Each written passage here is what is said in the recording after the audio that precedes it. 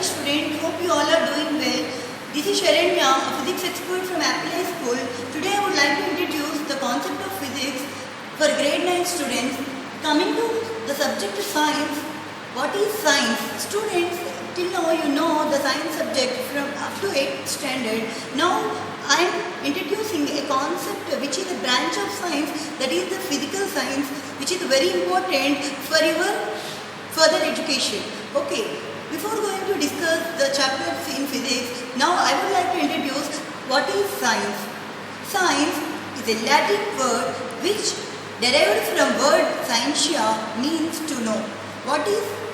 It's a bridge to understand the systematic knowledge in a proper way. And science is divided into three branches. One is physics, other one is chemistry, and third one is biology. Coming to our part, physics. Before going to discuss physics, students, till now you have a habit of doing everything, but till now you don't have a habit of questioning anything.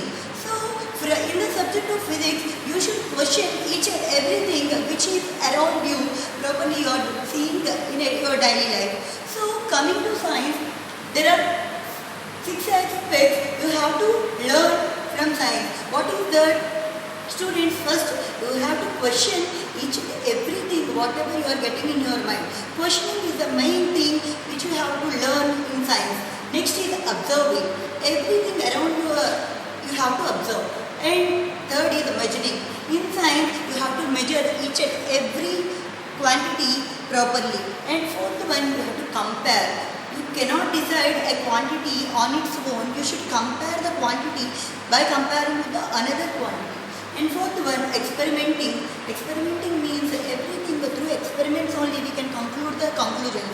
And fifth one, after experimenting you have to discover the right method for the conclusion. Okay, these are the 6 aspects you have to study in the science subject. That too, physics need all the 6 aspects, then only you will be a master in physics. So, no doubt, till now you know the physics somehow in your lower grades, but you have an idea that physics is a very hard subject. But students, I am sure physics is pretty simple than you are thinking.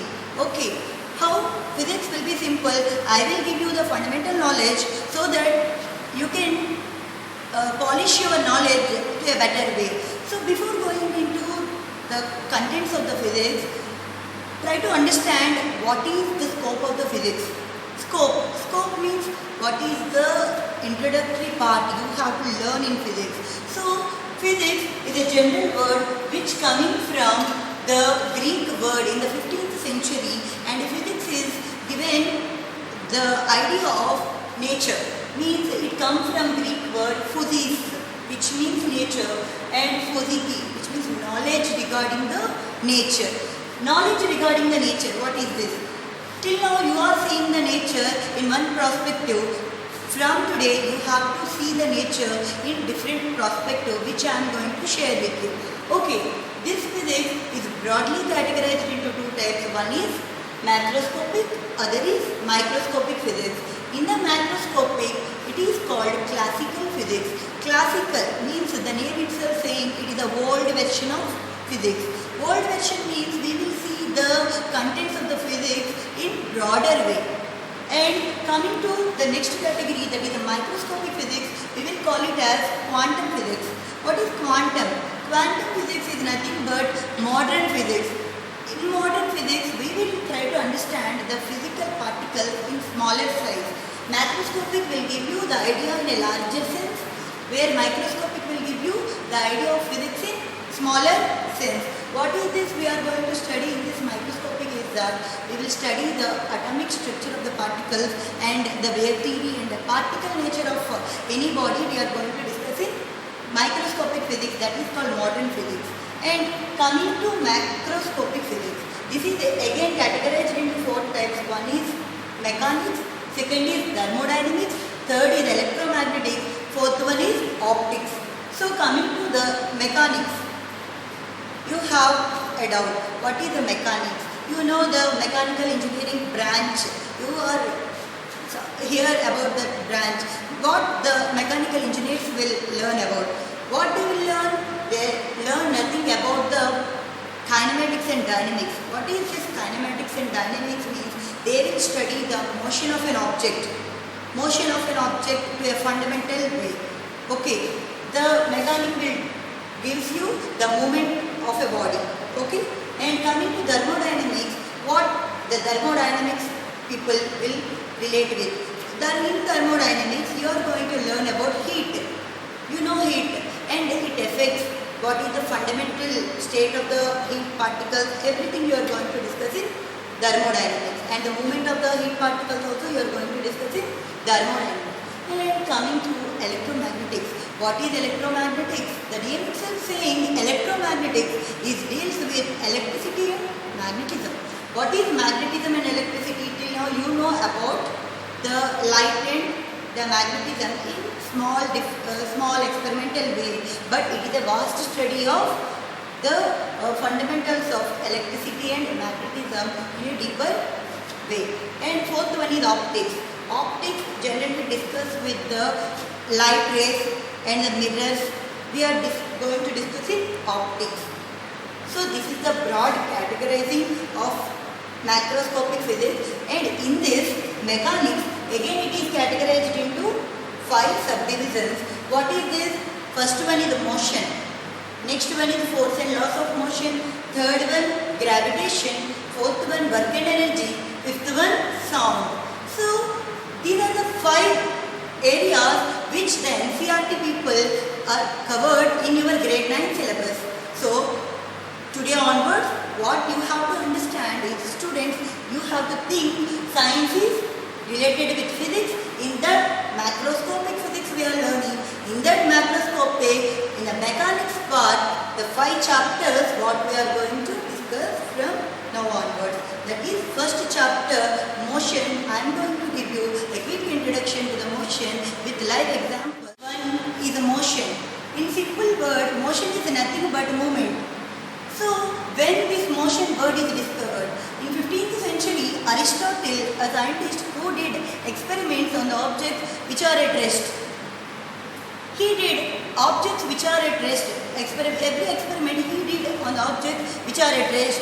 Later, Galileo continued his work and he concluded the experiment on the objects which are in motion, and he gave the word motion to the objects. And already I said, in simple words, motion is nothing but movement, but students, in technically, motion is nothing but when any body changes its position from one point to another point with respect to time is called motion. What is this? There is a peculiar word here you are observing, that is change its position. A body change its position from one point to another point with respect to time. That is called motion. Have you seen any example of which will relate with this definition in your daily life? Yes, we are aware of so many examples. For suppose a bus which is moving, consider a bus which is moving from point A and it is moving to point B. So at point A, it will start at 3 o'clock and later it will reach the point B at 3:05. Here what you are observing, here bus is nothing but body. Body is changing its position from one point, that is at A, and to another point, that is at B, with respect to time. Here time is also changing. When it is at A, the time is 3 o'clock. When it is at B, the time is 3:05. So the body is said to be in motion, means bus is in motion. So in our universe, every object should be at motion. There is no object absolutely which is at rest. Every object should be in motion. For example, the circulatory system inside our body or the heartbeat or any organ should be in motion. Without motion, there is no existence of life. So we can't imagine the universe without motion. For example, the ECG curve which you are seeing in our lifeline, in the ECG screen, that is a continuously moving pattern. If suddenly it stops, can you imagine? No, right? So Motion is a very important subject and motion is a very important topic to understand for you in this age. And coming to the motion, in your lower grades you have seen some of the types of motions. So what are those? Linear motion, circular motion, rotational motion and periodic motion. And some other are there, those are translatory motion, vibratory motion and oscillatory motion. First we will discuss the first four motions. In that first one is linear motion. The name itself saying it's a linear motion. What is linear? The name linear which will give you the condition that the body is moving in straight path. If any object which is moving in straight path, we will call it as linear motion. So for example, a car moving in a straight line.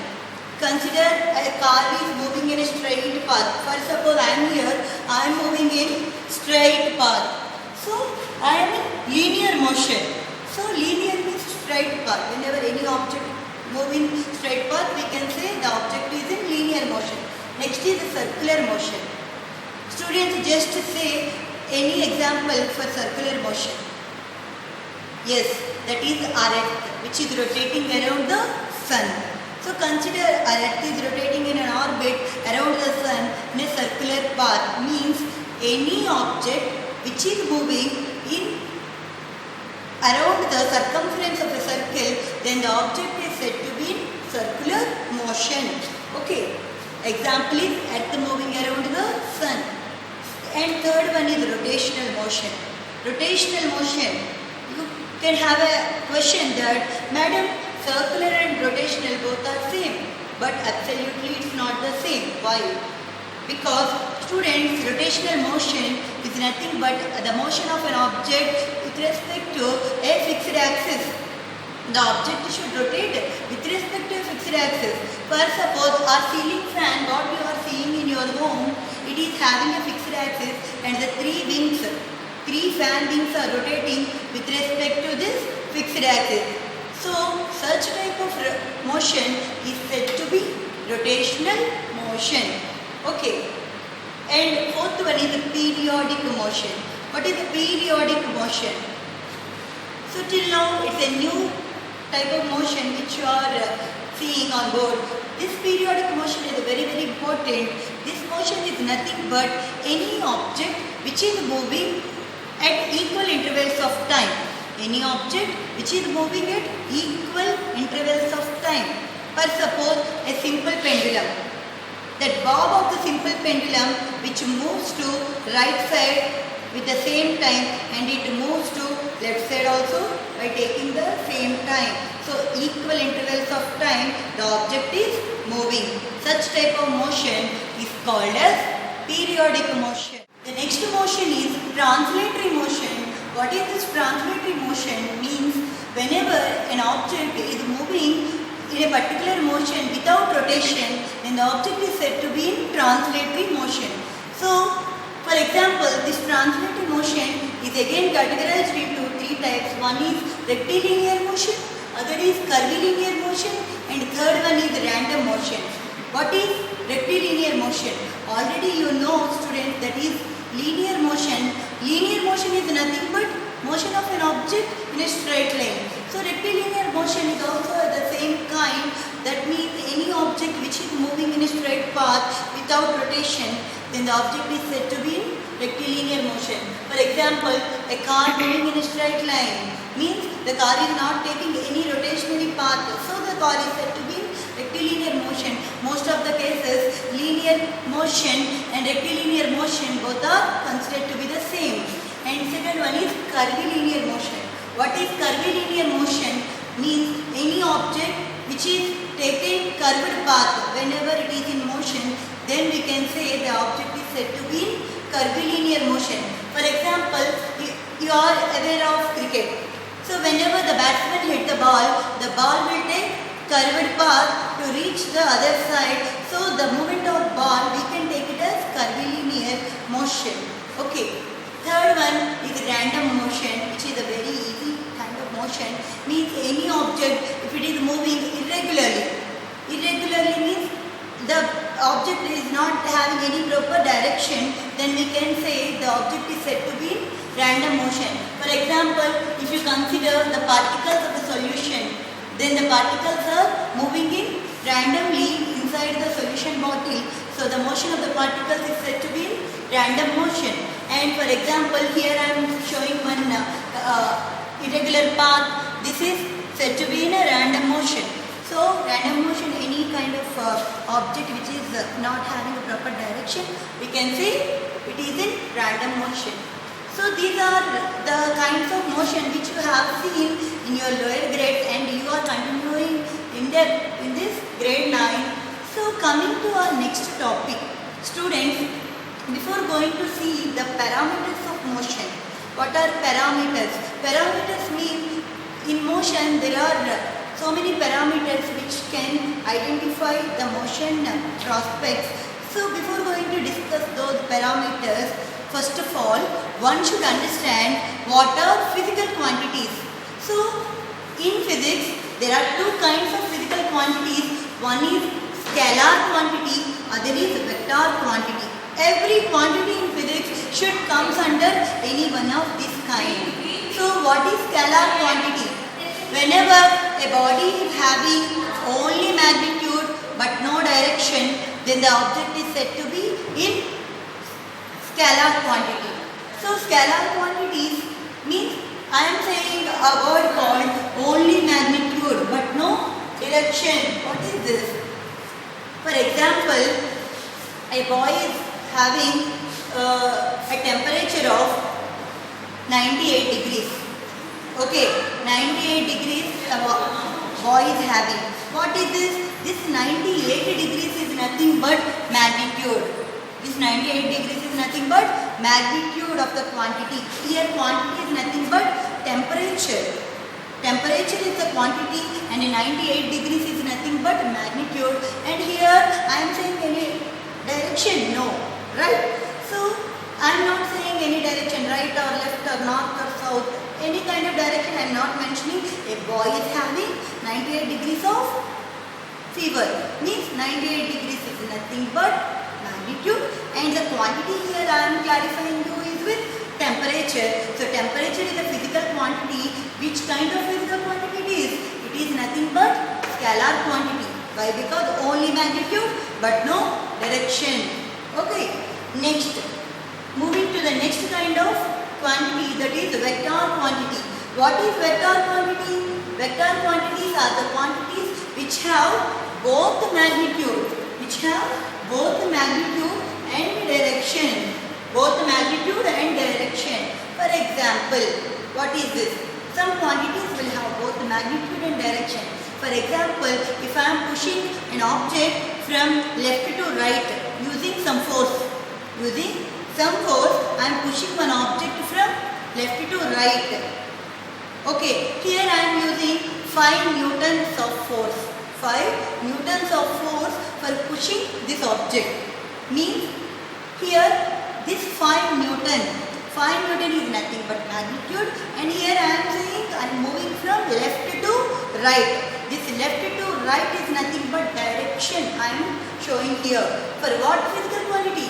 For the physical quantity force. Here the physical quantity is force. That is which type of quantity? That is vector quantity. Why? Because it is having both magnitude and direction. Magnitude is 5 Newton, direction is left to right. So these are the two physical quantities you should understand in physics.